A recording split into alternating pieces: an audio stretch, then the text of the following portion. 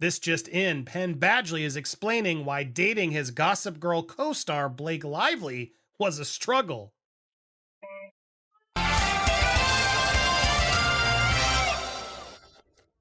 am Andy Signor. Actor Penn Badgley is doing press to promote his latest season of You on Netflix.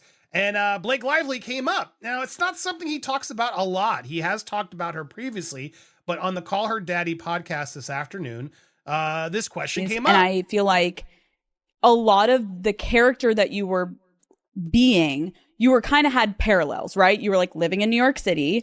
Talking about Gossip Girl. Sure. You were also living in New York City at the time for the show. You were dating Blake Lively. You were dating Serena on the show. Mm-hmm. Did you feel like you were able to like separate your actual job from your reality and actually able to like grow in your 20s? Or did it all feel like it was kind of merged? I mean, that's a great question because it was the struggle. Clip 1. All right, guys, this one starts off with a bang. Penn Badgley drops a simple but powerful line. It was a struggle. And just like that, the internet ignites. Was he shading Blake Lively? Was he talking about the pressures of fame? That word, struggle, opened a door to speculation. But what most missed is that Penn was being asked about something deeper. Living a life that mirrored the show he was acting in. Dating his on-screen love in real-life blurred lines he didn't fully understand at the time. The media took that word and ran, but context matters. And this first part tees up a much bigger emotional truth that's about to unfold. You know, I mean, I don't know if he meant it that way, but now the headlines are running with it. The question's really a broader question of what was it like to live with so many parallels, but one of those parallels was the fact that he was dating his on-screen love interest as well, Blake Lively. And his first word was, it was a struggle. I mean, it's telling. Now, he doesn't get much meaner in it. Like, he doesn't really get mean at all. I think he's talking about the broader sense. But it's important to know that Penn is also a member of the Baha'i faith, has been seen with Justin, seems to be friends with Justin. And yeah, it's been amicable, it seems, with Blake Lively since, but also clearly not friendly. I want to continue to hear what he says, and then we're going to go through some past comments and what this all potentially could actually mean, but let's continue. The difference between... There are many differences between film and television. One of them is that when you do a film, you do it once, you know, and you kind of give it your all. And then you move on, whether you want to or not, you know, you do. When you do a television show, you're doing it constantly. Because of the nature of that show and because of celebrity culture at that time, especially, it was like, you know, I remember like, you know, suddenly the influx of interviews being asked about, like, I remember doing something for, you know, Cosmo Girl or something. That's a thing, right? Teen Vogue was just like, you know, dating advice or like, by the way, like, I think I've been on one date in my life, like spent most of my time just sort of either in a relationship or not. And I remember just the feeling of, Here's where Penn starts digging beneath the surface. He reflects on the difference between working in film versus television, and how, unlike a movie, TV just never lets up. You're playing the same character for years, and with Gossip Girl's cultural impact, that pressure multiplies. He speaks on the endless cycle of interviews, the constant need to be on, and how exhausting it became. Penn admits he barely dated, yet found himself giving dating advice in magazines, expected to be the heartthrob both on and off screen. It's a revealing look at how the demands of celebrity culture can trap young actors in performances that never end, even when the cameras stop rolling. This guy takes his time. So you either appreciate that or annoys you. But I think he's trying to find the right word, and he did say struggle earlier. Not knowing... It's this thing, you feel like you're constantly... Even though no one may be actually asking you to do this, you feel like you're constantly needing to prove yourself in some manner. He went off. Gil does go on tangents. He's right. There's a difference between film and TV. Film, it starts, it ends. You move on. And TV, it lasts for years, playing that character. People respond to that character. It's a lot more different. Otherwise, what are you doing? I mean, you know, what is the space? This, you know, this kind of thing has evolved over the course of however long, you know, but we didn't have podcasts like this back then where you could explore things at length and depth. You know, they were looking for a quick soundbite, and it was just like, uh-huh, okay, yeah, all right, okay, all right, uh-huh. It's like, That was the media. It was way worse back then. He's right. you know, you don't, interfacing in that space can actually feel really crazy, and you suddenly feel the need to perform, and you're just like, why can't I? This part hits a more emotional chord. Penn opens up about the difficulty of separating his own identity from the character of Dan. At just 21, he didn't have the emotional maturity to detach his self-worth from the public's perception of the show. And when that perception is tied to your real-life relationship, it gets murky fast. He wasn't spiraling, but it bothered him deeply. The honesty here is rare. It's not just about heartbreak or gossip. It's about self-definition in an environment that doesn't let you grow naturally.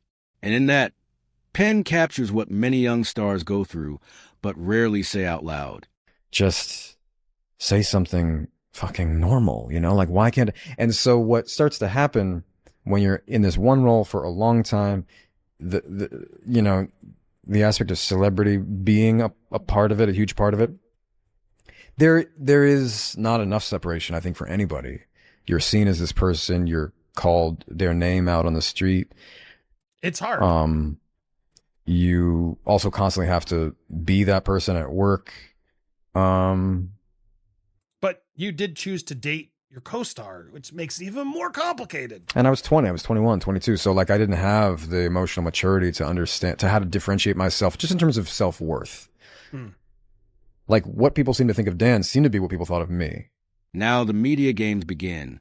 Andy Sr. points out how old quotes are suddenly resurfacing. One's from 2023. Being framed like they're new. Coincidence? He's not so sure. The quote about Blake helping Penn avoid the pitfalls of substance abuse was heartwarming, but its sudden reappearance, just as other drama swirls around Blake, seems calculated. Here we see how media narratives are manipulated, reshaped, and recycled. It's not just what's said, but when it's pushed. The takeaway?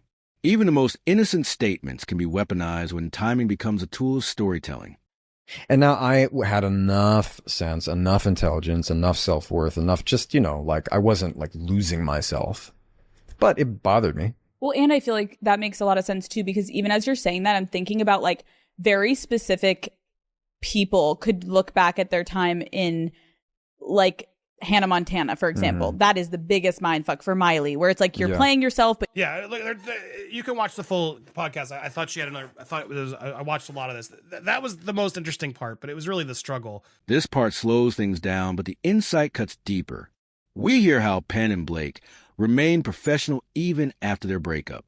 No messy drama, just a mature, amicable silence. He doesn't pretend it was perfect, but he acknowledges a relationship helped them both survive the chaos of being young, famous, and working constantly. That honesty about being both good and bad makes it feel real. No fairy tale, but no tragedy either. He didn't even send a wedding gift, but not out of pettiness, just distance. It's the quiet aftermath of a loud relationship, and it speaks volumes. That everybody's jumping in. But to be fair to Penn, I think he's just talking about the general of it all. It didn't feel like he was really knocking her fully. Now, what's interesting though, is whenever he speaks remotely positively, it seems like negatively too, it does get pulled back when Blake needs it. Now, I'm speculating this myself because the Mirror ran with this a couple days ago. So it was on the 20th. Here's where it all comes together. Andy wraps up with a clear message. Penn wasn't attacking Blake. He was unpacking his past with humility. He's not afraid to look back, but he's not dwelling either. Instead, he's acknowledging how hard it was to grow up with fame, romance, and public pressure colliding all at once. His story is one of growth, reflection, and coming into emotional clarity. Out of nowhere, Penn Badgley says his ex helped save him amid struggle with fame. Now, you might think this is something that came up recently in his press tour. Nope. It's from an article in Variety from, where's the date? 2023. So over 2 years ago. somehow this resurfaced right amongst the affidavit stuff that Blake's doing, the shady affidavit stuff. Out of nowhere, a random Penn Badgley article came up with an old quote where he did actually say that Blake helped him in his sobriety.